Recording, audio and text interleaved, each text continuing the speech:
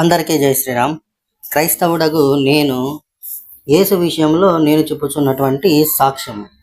మా యేసు ఎంత పెద్ద వెదవో తెలుసా? బైబిల్ వాక్యం ఆధారంగా చూద్దాం రండి.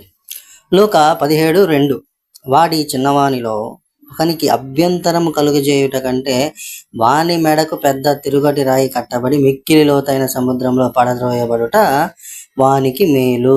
ఇప్పుడు మామూలుగా యేసు బట్టి మేము మేలు పొందాము, అందుకని మేము సువార్త చెప్తున్నాము అని చెప్పే సన్నాసులు ఎవరైతే ఉన్నారో ఆ మేలు ఏంటి, యేసు ఏంటి చెప్తున్నాడు మేలు అన్నది ఒకసారి మీరు గమనించాలి. అక్కడ అంటే ఎవరైనా హిందువులలో అంటే నాలాంటి వాళ్ళలో యేసుని నమ్మే వాడిని అభ్యంతరపరిచి వాడిని అంటే నాలాంటి వాడిని ఆధారాలు దొరకకుండా హత్య చేయండి, వాడికి మెడలో తిరుగటి రాయి కట్టబడి పెద్ద మిక్కిలి లోతైన సముద్రంలో తోసి పారేయండి, అదే వాడికి మేలు అంటున్నాడు మా యేసుగాడు.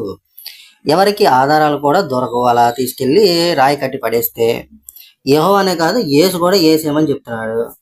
మరి ఇంత గొప్ప మేలుని అందిస్తున్నటువంటి ఈడిని కరుణామయుడు అనేటువంటి వెధవలకి బుద్ధి ఉందా లేదా, ఇది నేను ప్రశ్నిస్తున్నాను. సో ఎవరైతే మతం మారే వెధవలు ఉన్నారో ఒకసారి మీరు కూడా ఒక ఆలోచన చేయండి. ధన్యవాదాలు. జై శ్రీరామ్. యేసు రక్తమే జయము, శిలువ రక్తమే జయము, మీకంటే రక్త పిశాచుల నయం.